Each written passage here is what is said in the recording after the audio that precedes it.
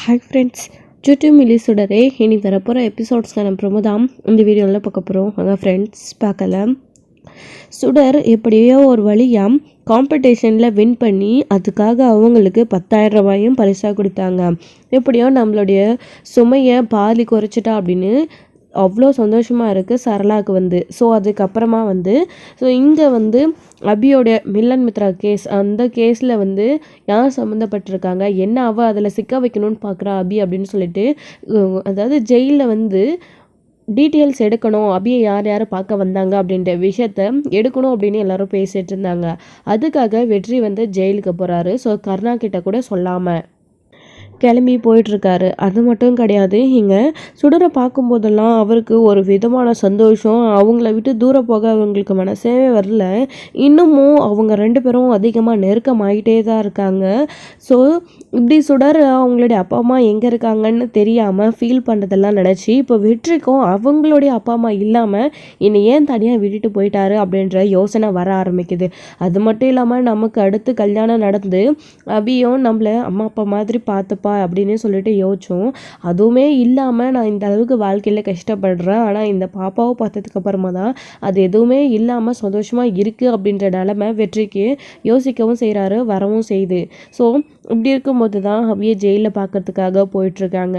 அங்கே பார்த்திங்க அப்படின்னா வழக்கம் போல் அபி அவங்க உட்காந்து படிச்சிட்ருக்காங்க. குமுதாவும் கூட உட்காந்துட்ருக்காங்க. மற்றவங்க எல்லாரும் வேலை செஞ்சிட்ருக்காங்க. ஆனால் இவங்க படிக்க செய்கிறாங்க. காஞ்சனா இருந்ததுனா கண்டிப்பாக அபியை படிக்க விடாமல் வேலை செய்ய வச்சுட்டே இருந்திருப்பாங்க. ஆனால் இப்போ அவங்க இல்லாததுனால கொஞ்சம் ரிலாக்ஸாக படிக்கவும் செய்கிறாங்க. அடுத்து காஞ்சனாவுக்கு ஹாஸ்பிட்டலில் கொஞ்சம் கொஞ்சமாக நினைவுகள் திரும்புது அப்படின்ற விஷயம் போலீஸ் ஸ்டேஷனுக்கு தெரிய வருது. அப்படி தெரிஞ்ச உடனே இந்த விஷயத்தை பற்றி அபிக்கு அங்கே ஃபேவராக இருக்கிறவங்க வார்டன் சொல்கிறாங்க. சொன்ன உடனே இங்கே அபி ரொம்ப பயப்பட ஆரம்பிச்சிடுறாங்க. என்ன குமுதா இது, இந்த காஞ்சனா ஹாஸ்பிட்டலில் போய் படுத்திருக்கா, கோமாக்கு போயிட்டா, எந்த ஒரு பிரச்சனையும் இல்லை அப்படின்னு நினச்சிட்டு இருந்தா. ஆனால் அதுக்குள்ளேயே இவளுக்கு கான்ஷியஸ் வர ஆரம்பிச்சிடுச்சு. இப்போ என்ன பண்ணுறது அப்படின்னு, நீ அந்த கருணாவை பற்றி என்கிட்ட சொன்னதுலேருந்து நான் சொல்கிறேன் அபி, அப்படி அவ்வளோ சீக்கிரம் காஞ்சனாவை அவன் அப்படியே விட்டுற மாட்டான். கண்டிப்பாக எப்படியாச்சும் குணப்படுத்துவான். அவனுக்கு இருக்கிற பவரை வச்சு டாக்டர்கிட்ட நிறைய செலவு பண்ணி அவளை கான்ஷியன்ஸ்க்கு வர வைப்ப தான் பார்ப்பான். ஏன்னா அபின்னு உன் பேரை சொல்லிட்டு அவள் அங்கே போயிருக்கா. அதனால் உன்னை பற்றின விஷயம் ஏதாச்சும் அவளுக்கு தெரிஞ்சிருக்குன்றது கருணாவுக்கு நல்லாவே தெரியும். அதனால் எப்படியாச்சு அவளை குணப்படுத்தி உன்னை பற்றின டீட்டெயில்ஸை அவங்க கலெக்ட் பண்ணிக்கணும்னு நினைக்கிறாங்க. அதுக்காக தான் அவளை சீக்கிரமாக சரி பண்ணணும்னு இவ்வளோ சீக்கிரம் அவளுக்கு கான்ஷியஸ் வர ஆரம்பிச்சிருக்கு போல இருக்குது அப்படின்னு குமுதா சொன்னதும், என்ன குமுதா, நானே ஏற்கனவே பயந்து போயிருக்கேன், நீ ஏன் என்னை எப்படி இன்னும் கொஞ்சம் பயமுறுத்துற அப்படின்னு சொல்லிட்டு அபி பயப்படுறாங்க. கவலைப்படாத, அவள் ஏன் கண் விழிச்சிருக்கா, கான்ஷியஸ் வர ஆரம்பிச்சிருக்குதுன்னு தான் சொல்லியிருக்காங்க. ஆனால் இன்னும் கருணா கிட்ட உன்னை பற்றி எதுவும் சொல்லலைல்ல, வீடு பார்த்துக்கலாம், எல்லாத்துக்கும் மேலே கடவுள்னு ஒருத்தர் இருக்காரு, பார்த்துக்கலாம் அப்படின்ற மாதிரி குமுதா இங்கே அபிக்கிட்ட பேசிகிட்டு இருக்கவும், அவங்களுமே நம்மளுக்கு கடவுளை விட்டால் வேறு என்ன வழி அப்படின்னு சொல்லிட்டு அங்கே இருக்கிற சாமியை கும்பிட்டுட்டு உட்காந்துட்டு இருக்காங்க. இன்னொரு பக்கம் இங்கே வெற்றி ஜெயிலுக்கு போயிடுறாங்க. அப்போ தான் ஃபோனை ஜெயிலில் ஃபோன் அலோடு இல்லை அப்படின்னு சொல்லிட்டு, ஸோ வெளியிலேருந்து வராங்க அப்படின்றதுனால அலோடு பண்ணக்கூடாது அப்படின்னு ஃபோனை வாங்கி வச்சுக்கிறாங்க. கருணா எங்கே வெற்றி ஆளே காணும் அப்படின்னு சொல்லிட்டு ஃபோன் பண்ணி பார்க்குறாங்க. ஃபோன் எடுக்கிறது கிடையாது. அவன் எங்கே போயிருப்பான் அப்படின்னு, ஏதாச்சும் வேலையாக போயிருப்பான் அப்படின்னு சொல்லிட்டு எல்லாரும் சொல்கிறதுனால அமைதியை விட்டுட்டு அவர் பாட்டுக்கு அவர் வேலையை பார்க்க ஆரம்பிச்சிடுறாரு. அப்போ தான் அந்த மாணிக்கத்துக்கிட்டேருந்து கருணாவுக்கு ஃபோன் வருது. ஃபோன் நான் லொக்கேஷன் ஷேர் பண்ணுறேன், ஆல்ரெடி நீ எப்படி பணத்தை எடுத்துகிட்டு வந்தியோ அதே மாதிரி பணத்தை எடுத்துகிட்டு வந்துடு, உங்ககிட்ட நான் ரிப்போர்ட்டை கொடுத்துட்றேன் அப்படின்னு சொல்கிறாங்க. ஸோ அவருமே பயந்துக்கிட்டு சரி வரேன் அப்படின்னு சொல்லிட்டு வராங்க. எப்படியோ இந்த சமயத்தில் வெற்றி இங்கே இல்லாதது நல்லதாக போச்சு. அவன் இங்கே இருந்திருந்தானா பின்னாடியே ஃபாலோ பண்ணிட்டு வந்திருப்பான். பேசாமல் அவன் கொடுக்குற பணத்தை தூக்கி போட்டுட்டு அபிக்கு நமக்கு எதிராக இருக்கிற சாதகத்தை, அதாவது அந்த ரிப்போர்ட்டை நம்ம வாங்கிட்டு நம்ம பாட்டுக்கு வந்துடலாம், வெற்றி இல்லாதப்பவே அதை அப்புறம் கிழிச்சு போட்டுடலாம், அப்புறம் அந்த ஆள் நம்மளை மிரட்ட மாட்டான் அப்படின்னு சொல்லிட்டு கர்ணா நினச்சிக்கிட்டு அங்கே போயிட்டுருக்காரு மாணிக்கத்தை பார்க்கறதுக்காக. இன்னொரு சைடு இங்கே வெற்றி இவர் சொன்ன பொய் எல்லாத்தையும் உண்மைன்னு நம்பிக்கிட்டு அபி யார் யார் பார்க்க வந்திருக்காங்கன்னு சொல்லிட்டு டீட்டெயில் கலெக்ட் பண்ண போயிட்டு உள்ளே போயிட்டு மேடம் கிட்டேயும் பேசிகிட்டு இருக்காங்க. ஸோ கர்ணா கூட போயிருந்தா கண்டிப்பாக இந்த விஷயத்த வெற்றியை செக் பண்ண விட்டுருக்க மாட்டாங்க. ஏன்னா வேறு யார் யார் வந்திருக்காங்கன்னு சொல்லிட்டு கருணா தெரிஞ்சிருக்கலாம். அப்படி நமக்கு எதிராக யாராச்சும் வந்து அபியை பார்த்து ஸோ உண்மை அவன் வெற்றி தெரிஞ்சுக்கிட்டான் அப்படின்னா நாம் மாட்டிப்போம் அப்படின்னு கருணாக்கு நல்லா தெரியும். அதனால தான் வெற்றி போயிருக்காரு. வெற்றி போனதுக்கான இன்னொரு காரணம், அபிக்கு அண்ணா இருக்கிற விஷயம் கருணாக்கு இன்னும் தெரியாது. நாமளும் அவங்ககிட்ட சொல்லவே இல்லை. ஸோ அது தெரிஞ்சிடக்கூடாது. அதுக்காக தான் வெற்றி தனியாக போயிட்டு அங்கே செக் பண்ணிகிட்ருக்காங்க. அப்படி செக் பண்ணி பார்க்கும்போது தான் இங்கே மாணிக்கம் வந்திருக்காங்க. ஸோ அதுக்கப்புறம் வந்து சொன்ன மாதிரி சுடோருடைய அண்ணன் வந்திருக்காரு. அவர் இப்போ ரீசண்டாக வந்தது டீட்டெயில்ஸ் அதில் இருக்குது. அதுக்கு முன்னாடி 10 வருஷமாக சுடரை பார்க்க அங்கே யாருமே வரல அப்படின்ற டீட்டெயில் தான் இங்கே கொடுக்குறாங்க. இப்போது சுடர் இந்த ஜெயிலை விட்டு வெளியில் போனாங்க இல்லையா, அப்பத்துலேருந்து தான் ஸோ ஒரு சில பேர் சுடரை பார்க்க, அதாவது அபியை பார்க்க வந்த டீட்டெயில்ஸ் அதில் இருக்குது. ஸோ அதெல்லாத்தையும் வந்து அவங்க கலெக்ட் பண்ணிகிட்ருக்காங்க. அவங்களே வந்து ஜெயிலில் இருக்கிறவங்களே வெற்றி இங்கே வெயிட் பண்ணிகிட்ருக்காரு. அதுக்கப்புறமா காயத்ரி மேடம் வந்து சுடரை கூட்டிகிட்டு போன விஷயம், ஸோ அவங்க கூட்டிகிட்டு போனது அவங்க பார்க்க வந்திருக்காங்க. அபியை அடிக்கடுக்க அவங்களும் பார்க்க வந்திருக்காங்க. இவங்க 3 பேர் மட்டும்தான் இது வரைக்கும் இவங்கள பார்க்க வந்திருக்கிற டீட்டெயில்ஸ் வந்து கலெக்ட் பண்ணிவிட்டு இங்கே வெற்றிக்கிட்ட எடுத்துகிட்டு வந்து காட்டுறாங்க. சார், அவங்கள பார்க்க அதிகமாக யாருமே இங்கே வர்றது கிடையாது. 10 வருஷமாக யாருமே இல்லாமல் தான் இங்கே அவங்க இருந்தாங்க ஜெயிலில். ஆனால் அதுக்கப்புறம் முதல்லையாக மாணிக்கம்ன்றவர் பார்க்க வந்தார். அதுக்கப்புறமா இங்கே அதாவது இந்த ஹாஸ்டல்லாம் வச்சு நடத்துவாங்க இல்லையா, குழந்தைங்களெல்லாம் பார்த்து வளர்க்குறவங்க, ஸோ அவங்க வந்து காயத்ரி மேடம் இங்கே வந்திருக்காங்க. ஸோ அதுக்கப்புறம் அபியை பார்க்க அவருடைய அண்ணன் சண்முகம்ன்ற வந்திருக்காரு. அப்புறம் நீங்கள், மற்றபடி இவங்களை தவிர யாரும் இங்கே வர்றது கிடையாது. இந்தாங்க அதுக்கான டீட்டெயில்ஸ் அப்படின்னு கொடுத்த உடனே 1 நிமிஷம் அப்படின்னு வெற்றி கேட்குறாரு. நாம் பார்க்க வந்திருந்தோன்னா ஒரு அர்த்தம் இருக்குது, அவன் ஏன் இப்படிலாம் பண்ணுறான்னு கேட்க வந்திருக்கோம், அவளை பார்த்து பேசியிருக்கோம். அதுக்கப்புறம் அவருடைய அண்ணன், அவள் ஜெயிலில் இருக்கிற விஷயம் அவன் அண்ணனுக்கு தெரியாது, இப்போ தான் தெரிய வரும். அவனும் இப்போ தான் பார்க்க வந்திருக்கான். ஆனால் அதுக்கப்புறம் மாணிக்கம் பார்க்க வந்தது அவன் தான் இந்த விஷயத்தில் கேஸில் சம்மந்தப்பட்டிருக்கான். அதையும் தாண்டி வேறு யாராவது இருக்காங்களா, ஸோ தெரிஞ்சுக்கலாம் அப்படின்னு வந்தோம். அப்படி மாணிக்கம் பார்க்க வந்ததுனால ஸோ இவளுக்கும் மாணிக்கத்துக்கும் கனெக்ஷன் இருக்குன்ற விஷயம் இப்போ தெரிஞ்சு போச்சு. ஆனால் இது எல்லாத்தையும் தாண்டி காயத்ரி மேடம்ன்றவங்க அவங்க எதுக்கு வந்து அபியை பார்க்கணும் அப்படின்றது இவருடைய சந்தேகம். அதை பற்றி போலீஸில் கேட்கவும் செய்கிறாரு.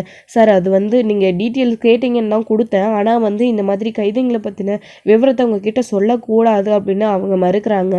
நாங்கள் யாரும் தெரியல, இவ்வளோனால வந்து ஸ்பெஷல் பர்மிஷனில் அவளை பார்த்துட்ருக்கோன்னு தெரியும்ல, அவளை ஜெயிலில் அனுப்புனது நாங்கள் தான், எங்ககிட்டயே நீங்கள் விஷயத்த சொல்லாமல் இருந்தால் எப்படி நாங்கள் அவளை பற்றி தெரிஞ்சுக்கணும். அவள் ஜெயிலுக்குள்ளே இருந்துக்கிட்டு நிறைய சதிகளை பண்ணிட்டு இருக்கா எங்களுக்கு எதிராக. இவங்க யாரு, இவங்க எதுக்கு இங்கே வந்து போனோம், அதுவும் இவங்க குழந்தைய பார்த்துக்கிறவங்க அப்படின்னு வேற சொல்கிறீங்க.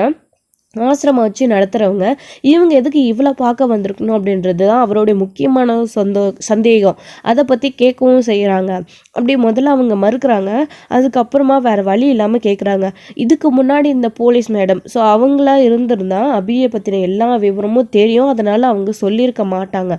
இப்போ வந்திருக்கிறது புது மேடம், ஸோ அவங்க வந்து கொடுத்துட்றாங்க. இப்படி வந்து அவங்க பெரிய ஆளுங்க அப்படின்ன உடனே டீட்டெயில்ஸை கொடுத்துட்றாங்க.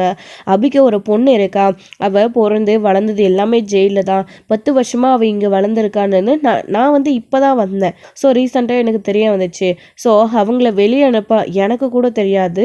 ஸோ இங்கே வந்ததுக்கப்புறமா தான் நானுமே தெரிஞ்சுக்கிட்டேன். நான் வர்றதுக்கு முன்னாடியே அந்த பாப்பாவை இந்த ஜெயிலிருந்து அபி அவங்கக்கிட்ட ஒப்படைக்கணும் அப்படின்னு சொல்லிட்டு அவங்கள ஏற்பாடு பண்ணி அவங்க மூலிமா பாப்பாவை அனுப்பி வைக்க ஏற்பாடு பண்ணியிருக்காங்க. ஆனால் அதுக்கப்புறமா இங்கே அபிக்கு யாரோ ரிலேட்டிவ்ஸ் இருக்காங்க அப்படின்னு சொல்லிட்டு அவங்க கிட்ட ஒப்படைக்க சொல்லி ஸோ பாப்பாவை அவங்க கிட்ட விட்டுட்டாங்க. ஸோ அதுக்காக தான் அவங்க வந்து அபியை பார்த்துட்டு போயிருக்காங்க. அதுக்கப்புறம் அவருடைய அண்ணன் ஸோ வந்து அதுக்கப்புறம் வந்து அவளை பார்க்க யாரும் வராததுனால அபிக்கு ஹெல்ப் பண்ணுற ஒரே ஆள் ஸோ காயத்ரி மேடம் மட்டும்தான். அவங்க தான் அப்பப்போ வந்து பார்த்துட்டு போயிருக்காங்க. அவங்க வர்றதுக்கான காரணம் அந்த பாப்பாவையும் ஸோ அபியையும் பேச வைக்கணும் அப்படின்றதுக்காக தான். அவங்க வருவாங்க, ஃபோன் பண்ணி கொடுப்பாங்க, அபியும் அவங்க பொண்ணுக்கிட்ட பேசுவாங்க. ஸோ இவங்களும் வந்து அவங்க கிட்ட பேசுவாங்க, அவ்வளோதான். மற்ற டீட்டெயில்ஸ் எனக்கு எதுவும் தெரியாது. அதுக்காக தான் அவங்க அடிக்கடிக்க வந்துட்டு போவாங்க. மற்றபடி அபியை பார்க்க யாரும் வரமாட்டாங்க. ஆனால் இதில் நீங்கள் தப்பாக நினைக்கிற மாதிரி எதுவுமே கிடையாது. அபி நல்ல பொண்ணு தான். ஸோ அவங்க குழந்தைக்காக தான் அவங்க இதெல்லாம் பண்ணிட்டு இருக்காங்க. மற்றபடி கிரிமினலாக அவங்க எதுவும் யோசிக்கலையா, அவங்க பாட்டுக்கு அவங்க இங்கே உட்காந்து படிச்சுக்கிட்டு இருக்காங்க அப்படின்ற டீட்டெயில்ஸும் சொல்கிறாங்க. இனிதான் அவள் படிச்சுட்டு இருக்காளா, ஆமாம் அப்படின்னு சொல்லவும் ஆமாம் அவங்க படிச்சுட்டு இருக்காங்க அப்படின்னு சொல்லிட்டு சொல்கிறாங்க. அவங்க எக்கேடாச்சும் படித்து கேட்டு போகட்டும், நமக்கு என்ன வந்துச்சு அப்படின்னு சொல்லிட்டு வெற்றி விட்டுடுறாரு. ஸோ எப்படி டீட்டெயில் சொன்ன உடனே இதை வாங்கிக்கிட்ட வெற்றிக்கு ரொம்பவே அதிர்ச்சியாக இருக்குது. இப்போது 4 பேர் தான், நம்மளோட சேர்த்து 4 பேர் தான் இவளை பார்க்க வந்திருக்கோம். ஸோ அவருடைய அண்ணனுக்கு இதில் எந்த சம்மந்தம் இல்லை, மாணிக்கத்துக்கு தான் சம்மந்தம் இருக்குது. எல்லாத்தையும் தாண்டி இப்போ அவங்க சொன்ன விஷயம் தான் வெற்றியோட மண்டைக்குள்ளே ஓடிட்டுருக்கு. அபிக்கு பொண்ணு இருக்காளா அப்படின்னு சொல்லிட்டு, அதுவும் 10 வயசில். இது வரைக்குமே நம்ம தெரியாமல் இருந்திருக்குமே. அப்போது இந்த ஜெயிலில் நமக்குன்னு என்ன பவர் இருக்குது, இன்ஃப்ளூயன்ஸ் இருக்குது, இது நம்ம கருணாகரன்ற இன்ஃப்ளூயன்ஸை வச்சு நம்ம என்ன தெரிஞ்சுக்கிட்டோம். இப்போ டீட்டெயில்ஸ் எடுத்ததுக்கப்புறம் தானே நமக்கு தெரிய வந்திருக்கு. அப்போது இவளுக்கு ஹெல்ப் பண்ண நிறைய ஆளுங்க இருக்காங்க அப்படின்ற விஷயத்த தெரிஞ்சுக்கிறாங்க. இப்போது அப்படி வெற்றி யோசிச்சுட்டு இருக்கும்போது அவங்க நினச்ச மாதிரி ஸோ அங்கே அவங்களுக்கு ஹெல்ப் பண்ணுற ஆள், அபிக்கு ஹெல்ப் பண்ணுற ஆள், அந்த வார்டன் இன்னொருத்தவங்க இருக்காங்கல்ல, அவங்களுக்கு இந்த விஷயம் தெரிஞ்ச உடனே அவங்க அபிக்கிட்ட நேராக ஓடுறாங்க. ஓடி போயிட்டு இந்த மாதிரி ஜெயிலுக்கு உன்னை பார்க்க யார் யார் வந்தாங்கன்ற டீட்டெயில்ஸை கலெக்ட் பண்ண ஒருத்தர் வந்திருக்காரு அப்படின்ற விஷயத்த சொன்னதும் யாராக இருக்கும் அப்படின்னு அபி ரொம்பவே பயந்துக்கிட்டு டீட்டெயில்ஸ் கலெக்ட் பண்ணி என்ன பண்ண போகிறாங்க அப்படின்னு பயந்துக்கிட்டு ஓட ஆரம்பிக்கிறாங்க. ஸோ நம்ம பார்க்க நம்ம அண்ணன் வந்திருக்காரு, அதுக்கப்புறம் மேடம் வந்திருக்காங்க அப்படின்னு சொல்லிட்டு இந்த விஷயம்லாம் தெரிஞ்சிடுமே அப்படின்னு சொல்லிட்டு வேகமாக ஓடுறாங்க. அப்படியே ஓடி போய் பார்க்கும்போது தான் வெற்றியை பார்த்த உடனே தூரமாகவே நின்றுக்கிறாங்க. இவனை பற்றி நம்ம இப்போ பேசினா இவனுக்கு நம்மளை பார்த்து இவன் என்ன இதுன்னு கேட்பான், நம்ம என்ன பண்ணுறது அப்படின்னு சொல்லிட்டு இவனுக்கு ஏதாச்சும் விஷயம் தெரிஞ்சிருக்குமா, மேடம் என்ன சொல்லியிருப்பாங்க அப்படின்னு சொல்லிட்டு அப்படி யோசிக்கிறாங்க. நம்ம போய் பேசாமல் மேடம்கிட்டே கேட்கலாம் அப்படின்னு சொல்லிட்டு கேட்கறதுக்காக மேடமை பார்க்க போகிறாங்க போலீஸ் ஸ்டேஷனில். அப்போது மேடமை பார்த்து போலீஸ்கிட்ட வந்து என்ன டீட்டெயில்ஸை கொடுத்தீங்க, ஏன் மேடம் கொடுத்தீங்க, அவங்க எதுக்காக பார்க்க வந்தாங்க அப்படின்ற விஷயத்தெல்லாம் கேட்கவும், என்ன அப்படி அவங்க வழக்கமாக உங்களை பார்க்க வரவங்க தானே, ஏன் அவங்கக்கிட்ட இப்படி பார்க்க விடாமல் பயப்படுறீங்க, என்ன டீட்டெயில்ஸு, காயத்ரி மேடம் பார்க்க வந்தது, அப்புறம் மாணிக்கம்ன்ற ஒருத்தவங்க பார்க்க வந்தது, உன் அண்ணன் உங்களை பார்க்க வந்தது சுடரோடு சேர்ந்து, ஸோ அதுக்கப்புறமா இவங்க கருணா, ஸோ இவங்க கேங்க் பார்க்க வந்தது, இந்த டீட்டெயில்ஸ் அதை தான் கொடுத்துருக்குறேன், வேறு என்ன நான் கொடுத்தேன் அப்படின்னு. என்ன மேடம் இவ்வளோ பெரிய தப்பு பண்ணிட்டீங்களே, என் லைஃப்பில் இவ்வளோ பிரச்சனை நடந்துட்டுருக்கு, அதுக்கெல்லாம் காரணமானவங்களே அவங்க தான், அவங்கக்கிட்டே என் அண்ணனோட டீட்டெயில்ஸையும் என் பொண்ணோட டீட்டெயில்ஸையும் கொடுத்துருக்கீங்களே, இப்போ நான் என்ன பண்ணுவேன் அப்படின்னு சொல்லிட்டு அபி பயப்படுறாங்க. இது எங்களுக்கு எப்படி தெரியும் அபி, நான் என்ன பண்ண முடியும், அவங்க எவ்வளோ பெரிய ஆளுங்க, உன்னை பார்க்க எப்படி எல்லாமே வந்துட்டுருக்காங்க, ஸோ அவங்கக்கிட்ட விஷயத்த சொல்லலைன்னா எப்படி, என் வேலைக்கு தான் உலையாகும், அதனால நான் சொல்லிட்டேன், நான் என்ன பண்ண முடியாது அப்படின்னு போலீஸ் சொல்லவும், இப்போது என்ன பண்ணுறதுனே தெரியல. நம்ம அபிக்கு ரொம்ப ஃபீல் பண்ணிகிட்டே வந்து அப்படியே அழுதுகிட்டே வந்து அந்த வழியாக நடந்து வந்துட்டுருக்காங்க. ஸோ வெற்றி வந்து இந்த குழப்பத்திலே வந்து போகாமையே அபி நினச்ச மாதிரி அங்கேயே வந்து அவர் யோசிச்சுட்டே இருக்காரு. ஸோ யாராக இருக்கும் அந்த பாப்பா, அவளுக்கு பொண்ணுன்னா அது என்னுடைய குழந்தையா அப்படின்னு சொல்லிட்டு யோசிக்கிறாங்க. இது வரைக்கும் நமக்கு தெரியாமல் இருந்திருக்கு. அப்போ எனக்கு ஒரு பொண்ணு இருக்காளா, அபிக்கு பொண்ணு இருக்காளா, அவள் வெளியில் படிக்க போயிருக்காளா, இவ ஜெயிலில் அந்த குழந்தை என்ன பாவம் பண்ணுச்சு, பேசாமல் அந்த குழந்தைய நாமளே கூட்டிகிட்டு போயிடலாமா. ஆனால் கருணை அமைதியாக இருப்பானா, அபிக்கு குழந்தை இருக்கிற விஷயம் தெரிஞ்சால் அவன் ஏதாச்சும் பண்ணிடுவானே, இப்போ என்ன பண்ணுறது அப்படின்னு யோசிக்கவும் செய்கிறாங்க. ஏற்கனவே அவளுக்கு அண்ணன் இருக்கிற விஷயத்த கருணா கிட்ட சொல்லாமல் இருக்கும். இப்போ இன்னொரு பொண்ணு இருக்கான்ற விஷயம் தெரிஞ்சிருக்கு. இது தெரிஞ்சால் அவனோட ரியாக்ஷன் என்னவா இருக்க போகுது, ஸோ நம்மக்கிட்ட வந்து அவன் என்ன பதில் சொல்லுவான் அப்படின்றத யோசிச்சு பார்த்துட்டு இருக்காங்க. வெற்றி வந்துட்டு இந்த விஷயத்தை பற்றி அவகிட்ட நம்ம ஏன் கேட்கக்கூடாது, ஸோ போலீஸ் ஸ்டேஷனில் தான் வந்து அவங்க இப்படி டீட்டெயில்ஸ் கொடுத்துட்டாங்க, இது வரைக்கும் நம்ம இதை பற்றி நம்மக்கிட்ட அவள் ஒரு வார்த்தை கூட சொல்லவே இல்லை அப்படின்னு திரும்பவும் அபியை பார்க்கலான்னு போகிறாங்க. அப்போது அங்கே இருக்கிற வார்டன்கிட்ட அபியை பார்க்கணும் அப்படின்னு சொல்லிட்டு இருக்கவும், வெற்றி இங்கே வெயிட் பண்ணிட்டுருக்காரு. அபி உன்னை பார்க்கணுன்னு சொல்கிறாரு அவர் அப்படின்னு சொன்னதும், இல்லை நான் வரமாட்டேன்னு அடம் பிடிக்கிறாங்க, ப்ளீஸ் வா அபி அப்படின்னு அவங்க கூட்டிகிட்டு வராங்க. அபியும் பயந்துகிட்டே வந்து நிற்கிறாங்க, எதுவுமே தெரியாத கேஷுவலாக நிற்கிற மாதிரி. இப்போ எதுக்கு என்னை பார்க்க வந்த, என்ன வேணும் உனக்கு, என்னை தொந்தரவு பண்ணாதீங்க நான் சொல்லிட்டேன்ல அப்படின்னு கேட்டுட்டு இருக்கவும், ஏய் வாயை மூடு, நீ ப்ரெக்னென்ட் ஆனியா, உனக்கு ஒரு பொண்ணு இருக்காளா, அவளை நீ யார்கிட்ட அனுப்பி வச்சிருக்கிற, எல்லா டீட்டெயில்ஸையும் நான் கலெக்ட் பண்ணிட்டேன், நீ ஏன் என்கிட்ட இது வரைக்கும் இந்த விஷயத்த சொல்லவே இல்லை, சொல்லு அவள் எங்கே இருக்கா, யாரை மாதிரி இருக்கா, என்ன மாதிரி தான் நீ இருக்கா அப்படின்னு சொல்லிட்டு கேட்கவும், அப்படியே வந்து ரொம்பவே வந்து பயத்தில் அவங்க நின்றுட்டுருக்காங்க. அப்படியெல்லாம் எதுவும் இல்லை அப்படின்னு போய் சொல்லிட்டு இருக்காத, நான் டீட்டெயில் கலெக்ட் பண்ணதுக்கு அப்புறமும் நீ எப்படி போய் சொல்லலாம், இவ்வளோ நாளாக எல்லாரையும் ஆட்டி படிச்சிட்ருக்கியா நீ, இவ்வளோ நாள் வரைக்குமே இந்த ஜெயிலில் அவ்வளோ உனக்கு இன்ஃப்ளூயன்ஸ் இருக்கா, யாருமே இதை பற்றி எங்ககிட்ட ஒரு மூச்சு கூட விடல, அப்போது அந்த காஞ்சனா இதை பற்றி தான் சொல்ல வந்தாளா அப்படின்னு கேட்கவும் ரொம்பவே அதிர்ச்சி ஆகிடுறாங்க அபி. ஸோ வெற்றி கரெக்டாக கண்டுபிடிச்சிடுறாரு. அப்போது உனக்கு ஒரு குழந்தை இருக்கிற விஷயத்தை தான் அந்த காஞ்சனா கருணா கிட்ட சொல்ல வந்திருக்கா அப்படின்றதையும் தெரிஞ்சுக்கிறாரு அவரு. சொல்ல போறியா இல்லையா அப்படின்னு கேட்டுட்டு இருக்கவும் அவங்க அமைதியாக நின்றுட்டு இருக்காங்க. சொல்லுடி அப்படின்னு பயங்கரமாக கத்துவோம். போதும் வாயை மூடு, இருந்தால் மட்டும் நீ என்ன பண்ணுவ, அவள் என்னுடைய பொண்ணு, அவளை எப்படி பார்த்துக்கிறது எப்படி வளர்க்குறதுன்னு எனக்கு தெரியும், உனக்கு பதில் சொல்ல வேண்டிய அவசியம் எனக்கு கிடையாது. போதும், நான் உன் கண்ணில் பட்டு சீரியல் அழிஞ்ச வரைக்கும் என் பொண்ணு உங்கள் கண்ணில் பட்டு அவளையே நாசமாக்க பார்ப்பீங்களா, செய்யாத தப்புக்கு நானே ஏற்கனவே தண்டனை அனுபவிச்சிட்ருக்கேன், இதில் விஷயம் தெரிஞ்சால் என் பொண்ணையும் கொலை பண்ணணும்னு பார்ப்பீங்க, அதுக்கு தானே, அதெல்லாம் ஒன்றும் தேவையில்லை, நீங்கள் நான் செத்தாலும் அவள் அவள் இருக்கிற டீட்டெயில்ஸை உங்களுக்கு சொல்லவே மாட்டேன் அப்படின்னு சொல்லிட்டு இங்கே அபி சொல்லவும் அது இப்போது இந்த விஷயத்த கேட்டு ரொம்பவே அதிர்ச்சி ஆகுறாரு. உன்னை லவ் பண்ணி கட்டிக்கின பாவனத்துக்கே நான் இன்னுமே சித்திரவதை அனுபவிச்சுட்ருக்கேன், இன்னமும் அண்ணனை பற்றிய விஷயத்த சொல்லலை, உனக்கு பொண்ணு இருக்கான்ற விஷயத்த பற்றி மட்டும் நான் ஏன் சொல்ல போகிறேன், அப்படி இருந்தால் அதை நானே கருணா கிட்டேருந்து மறைக்க போகிறேன், உனக்கு எதிராக நீ கருணாக்கு எதிராக நிறைய விஷயங்கள் பண்ணிகிட்ருக்கல, அது எல்லாத்தையும் கண்டுபிடிக்கலாம், யார் உனக்கு ஹெல்ப் பண்ணுறாங்கன்னு பார்க்கலாம் தான் நான் இங்கே வந்தேன். ஆனால் இப்படி ஒரு டீட்டெயில் எனக்கு கண்ணில் பட்டுச்சு. எப்படியோ நான் வந்ததுனால உன் பொண்ணு உயிர் தப்பிச்சா. உன் பொண்ணு மட்டும் கிடையாது, அவள் என்னுடைய பொண்ணும். அவள் யாருன்னு நீ சொல்லலைன்னா கூட அவள் யாருன்றத நானே கண்டுபிடிச்சி என் பொண்ணை நான் கூட்டிகிட்டு போவேன் அப்படின்னு. ஒன்றும் தேவையில்லை, என் பொண்ணு அந்த பாவிங்க இருக்கிற இடத்துக்கு நீ கூட்டிகிட்டு போகாத, அந்த பாவி என் பொண்ணை பார்த்தா கண்டிப்பாக கொலை பண்ணிடுவான் அப்படின்னு சொல்லிட்டு இங்கே கருணாவை பற்றி அப்படி தப்பாக பேசும். வெற்றிக்கு கோவம் வந்துட்டுருக்கு. ஸோ இதோட இந்த எபிசோட் முடிச்சிருக்காங்க.